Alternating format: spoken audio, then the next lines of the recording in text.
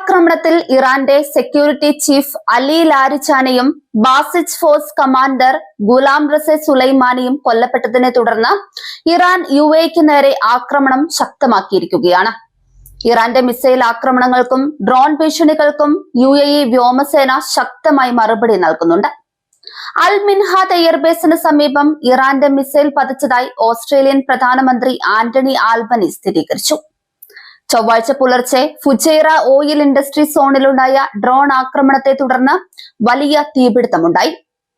ആളപായമില്ലെങ്കിലും എണ്ണ കയറ്റുമതിയുടെ സുപ്രധാന കേന്ദ്രമായ ഇവിടെ വലിയ നാശനഷ്ടങ്ങൾ സംഭവിച്ചിട്ടുണ്ട്. അൽഖർഷ് ഗവർണറേറ്റിന് നേരെ തൊടുത്ത ബാലിസ്റ്റിക് മിസൈൽ സൗദി സൈന്യം തകർത്തതായി അവകാശപ്പെടുന്നുണ്ട്. ഇതിന്റെ അവശിഷ്ടങ്ങൾ US സൈനികരുള്ള പ്രിൻസ് സുൽത്താൻ എയർബേസിന് സമീപമാണ് വീണത്. കൂടാതെ 13 ഡ്രോണുകളും സൗദി വെടിവെച്ചിട്ടതായും അവകാശപ്പെടുന്നുണ്ട്. മേഖലയിലെ സുരക്ഷയും സമാധാനവും ചർച്ച ചെയ്യുന്നതിനായി സൗദി അറേബ്യ ബുധനാഴ്ച വൈകുന്നേരം റിയാദിൽ അറബ് ഇസ്ലാമിക് രാജ്യങ്ങളിലെ വിദേശകാര്യമന്ത്രിമാരുടെ യോഗം വിളിച്ചു ചേർത്തിട്ടുണ്ട്. Dubai, Doha, Abu Dhabi, Tel Aviv, Beirut, Riyadh എന്നിവിടങ്ങളിലേക്കുള്ള വിമാനങ്ങൾ മിക്ക എയർലൈനുകളും റദ്ദാക്കി. Lufthansa, British Airways, Air France, Delta, Air Canada തുടങ്ങിയ പ്രമുഖ കമ്പനികൾ സർവീസ് നിർത്തിവെച്ചു.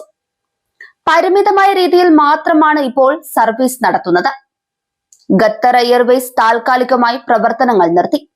ഇൻഡിഗോ മാർച്ച് 28 വരെ Doha, Kuwait, Bahrain, Dammam, Sharjah, Fujairah, Ras Al Khaimah എന്നിവിടങ്ങളിലേക്കുള്ള വിമാനങ്ങൾ റദ്ദാക്കിയതായി അറിയിച്ചിട്ടുണ്ട്.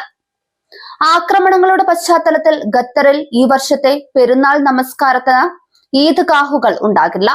പകരം ജുമുഅ നടക്കാറുള്ള പള്ളികളിൽ നമസ്കാരം പരിമിതപ്പെടുത്തിയതായി അധികൃതർ അറിയിച്ചു.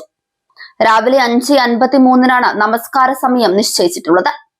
പെരുന്നാളും ഖുതുബയും നമസ്കാരവും ഉൾപ്പെടെ 15 മിനിറ്റിനുള്ളിൽ ചടങ്ങുകൾ പൂർത്തിയാക്കണമെന്നും നിർദ്ദേശമുണ്ട്. രാജ്യത്തിന്റെ സുരക്ഷയ്ക്കായി പ്രത്യേക പ്രാർത്ഥനകൾ നടത്തണമെന്നും അധികൃതർ വിശ്വാസികളോട് ആഹ്വാനം ചെയ്തിരിക്കുകയാണ്. ഹോർമുസ് കടലിടുക്കിന് സമീപമുള്ള ഇറാനിയൻ മിസൈൽ താവളങ്ങൾക്ക് നേരെ അമേരിക്ക ശക്തമായ വ്യോമാക്രമണം നടത്തി. അന്താരാഷ്ട്ര കപ്പൽ ഗതാഗതത്തിന് ഭീഷണി ഉയർത്തുന്ന ഇറാന്റെ കപ്പൽവേധ ക്രൂയിസ് മിസൈലുകളെ ലക്ഷ്യമിട്ടായിരുന്നു ഈ നീക്കമെന്ന് അമേരിക്കൻ സെൻട്രൽ കമാൻഡ് അറിയിച്ചു. അമേരിക്കയുടെ പക്കലുള്ള അതിശക്തമായ 5000 പൗണ്ട് ഭാരമുള്ള പെനട്രേറ്റർ ബോംബുകളാണ് ആക്രമണത്തിന് ഉപയോഗിച്ചത്. കടലിടുക്ക് വഴി സുഗമമായ ഗതാഗതം ഉറപ്പിക്കുന്നതിന്റെ ഭാഗമായി നടത്തിയ ഈ നീക്കത്തിൽ ഇറാന്റെ നിരവധി മിസൈലുകൾ നശിപ്പിച്ചതായി അമേരിക്ക അവകാശപ്പെട്ടു. അമേരിക്ക ഇസ്രയേൽ നീക്കങ്ങൾക്ക് പിന്നാലെ ലോകത്തിലെ എണ്ണ വ്യാപാരത്തിന്റെ 1/5 കടന്നു പോകുന്ന ഹോർമുസ് കടലിടുക്ക് ഇറാൻ അടച്ചിരുന്നു. ഇത് ആഗോള എണ്ണ വിപണിയെ ആശങ്കയിലാഴ്ത്തിയ പശ്ചാത്തലത്തിലാണ് അമേരിക്ക നേരിട്ടുള്ള സൈനിക നടപടിയിലേക്ക് നീങ്ങിയത്. കടലിടുക്ക് വീണ്ടും തുറക്കുന്നതിനായി നാറ്റോ സഖ്യകക്ഷികളുടെ സഹായം പ്രസിഡന്റ് ഡൊണാൾഡ് ട്രംപ് തേടിയിരുന്നെങ്കിലും ഭൂരിഭാഗം രാജ്യങ്ങളും ഇതിൽ നിന്ന് വിട്ടുനിൽക്കുകയായിരുന്നു. സഖ്യകക്ഷികളുടെ പിന്തുണയില്ലാതെ തന്നെ ജലപാത തുറന്നു കൊടുക്കുക എന്ന ലക്ഷ്യത്തോടെയാണ് അമേരിക്ക ഈ കടന്നാക്രമണം നടത്തിയത്. പിന്നാലെ ഹോർമുസ് കടലിടുക്കിലെ സ്ഥിതിഗതികൾ ഇനി ഒരിക്കലും യുദ്ധത്തിന് മുൻപുള്ള അവസ്ഥയിലേക്ക് മടങ്ങില്ലെന്ന് അമേരിക്കയ്ക്കും ഇസ്രയേലിനും Iran parliament speaker Mohammad Bagher ഗാലിബാഫിന്റെ മുന്നറിയിപ്പ് നൽകുകയും ചെയ്തു.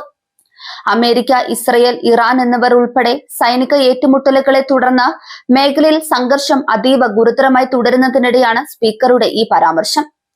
ഇത് ആഗോള ഊർജ്ജ വിതരണ ശൃംഖലയുടെ സുസ്ഥിരതയെക്കുറിച്ച് വലിയ ആശങ്കകളാണ് ഉയർത്തിയിരിക്കുന്നത്. ലോകത്തെ പ്രധാന എണ്ണക്കടത്ത് പാതകളിലൊന്നായ ഹോർമുസിൽ നിയന്ത്രണങ്ങൾ കടുപ്പിക്കുമെന്ന സൂചനയാണ് ഇറാൻ നൽകുന്നത്.